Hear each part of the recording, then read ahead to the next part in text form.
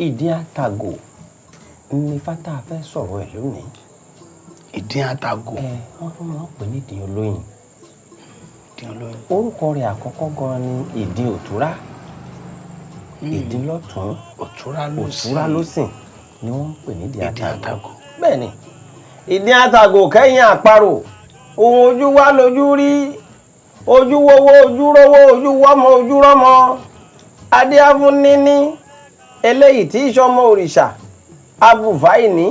Eléyìí tí í ṣẹrú òrìṣà. Wọ́n ní kán rúbọ. Ǹjẹ́ tó òrìṣà ń ṣọ̀gbọ̀gbọ̀ àrùn tó ń tara káká aláìlé nìdé. Ǹjẹ́ ọba òkè nígbà lọ́wọ́ nígbà fáìní. Ifá dákun má gbárí ọwọ́ mi dànù.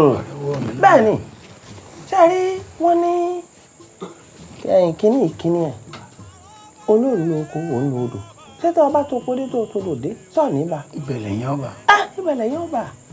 Òòṣà òkè nígbà lọ́wọ́ ní báyìí tí gbà fáìní.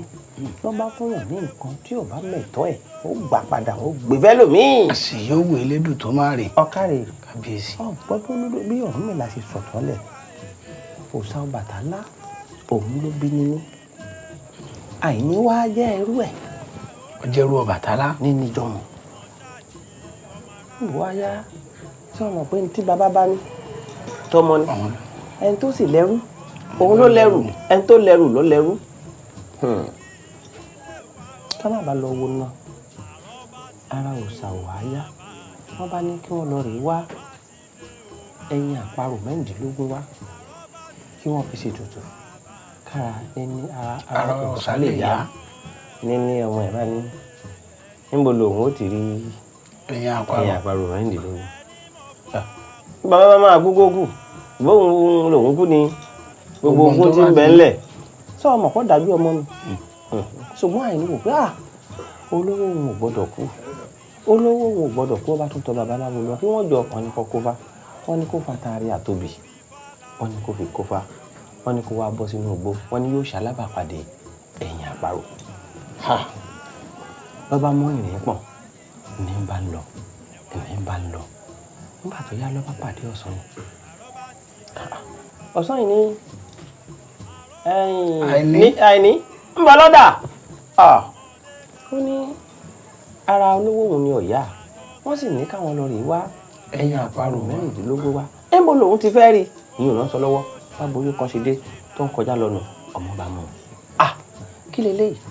Ọ̀dà mo láti wá rí atari o. Mo láti róbì. Àìní ní ń bẹ lápò mi. Ọ̀dà mọ̀. Ọ̀sán yìí bá gba ẹbí ọmọbìnrin ló bá bí ọ̀rọ̀. Kí ni ìwọ ló sọ pé òun wá náà? Ó lẹ́yìn àparò kan. Ó bá ọ̀sán yìí bu ìyẹ̀pẹ̀ ó dà sínú igbó wáá. Ó ní ọbẹ̀ kọ́ lọ rè iṣẹ́ yìí ló bá kẹ́yìn àparò. Ló bá kó wálé. Ló bá fi ṣe tutù lára òòṣà bá yá. Òòṣà bá ní ìwọ tó ọjọ́ mọ́ tòun gbogbo ohun tó ń sọ gbogbo ẹ̀ lòún gbọ́. Ó fẹ́ kóhun kúkọ lè bá àjogún. Eléyìí tó gún òtọ̀ sí gan tọ́jẹ́rú.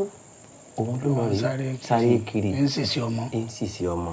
Ó ńlá tò ní lọ gbogbo ohun tó ń fún ọ òun gbà. Lọ́ba kó fáìní. Lọ́tà ìní dọ̀lọ́rọ̀ tó dọ̀lọ́ lánàá. Ẹ gbọ́ gbogbo ẹni tó bá sọ pé nǹkan ò kàn án. Ẹni tí ó kàn lọ́jọ́ ọ̀la yóò ju tó ní kò kàn án lọ. Nítorí àìní padà wá di ẹni tó ní wá padà dẹni tí ò ní. Bó ti rí nù Idin Atago kẹ́yìn àparò. Ojú wa. Ẹrú lè dọ́mọ. Ẹrú lè dọ́mọ. Ọmọ náà sì lè dẹrú.